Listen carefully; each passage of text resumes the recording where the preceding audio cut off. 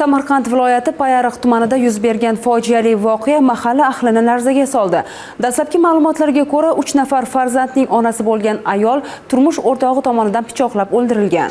Hodisaning tafsilotlarini o'rganish, voqea ortidagi holatlarga oydinlik kiritish maqsadida Ovoza ijodiy jamoasi voqea joyida bo'ldi.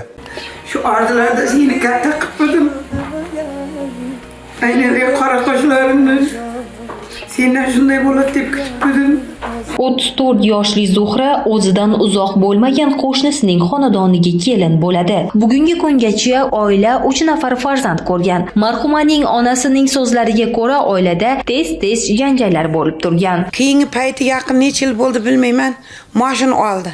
Mashina olgandan keyin eri kibir deyman, katta bo'lib ketdi. Hech kimni pisand qilmaydigan. Misol uchun men darvozasidan shunday kiraman desam, eshitib quflab qo'yayotgan bo'ldi. Ay, o'l sen ham odamsanmi deb qo'yardim. Ha, hayla. Qizim shu kunlik ishlarga borib, xalqda ham uyda bola chaqasi bor, shularga yordam bo'lsin deb soat 5-4 dan turib telefon qilib bolasi ayollarni olib borib, kunlik pulini uzardi. Hech kimni boshiga solmasin. Do'sing dushmaningdi.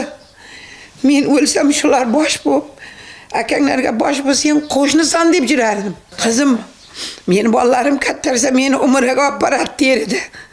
Sizni ham olib boraman derdi. Men bormayman, o'zing borib kelaver. Qancha umrim qoldi derdi. Bunday nafrat, bunday g'azab hech kimda bo'lmasin.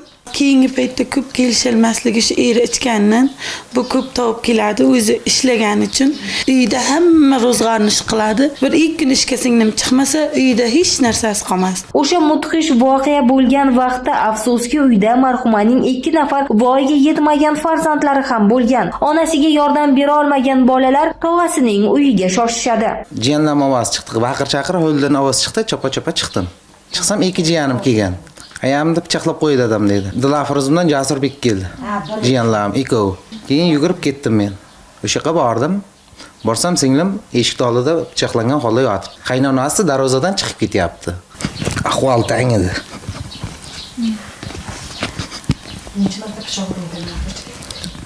Keyin men bansaga olib bordim. Mashinamga ortib. Olib bordim, birinchi yordamga qaramay jon berdi. Voqea to'g'risida ikkinchi tarafning ham haqiqatlarini eshitish uchun holat sodir bo'lgan xonadonga bordik. 3 ta bolasi bilan kirib keldi. Kirib kelgandan keyin mana uyda dam olgandan keyin pichpaytdan keyin turing dedi. Dedi, qizim aytdi, nevaram aytdi, tez turing dedi. Dadam, ayam dedi, dadamda dedi, o'ltirib qo'ydi dedi. Nega o'ltiradi ekan deb chop chiqsam, keyin bo'lsam chop chiqsam, bu alari mana yerda ikkovi nima qilayotgan ekan. Bu ikkovi aliga tog'asiniga qarab ketdi.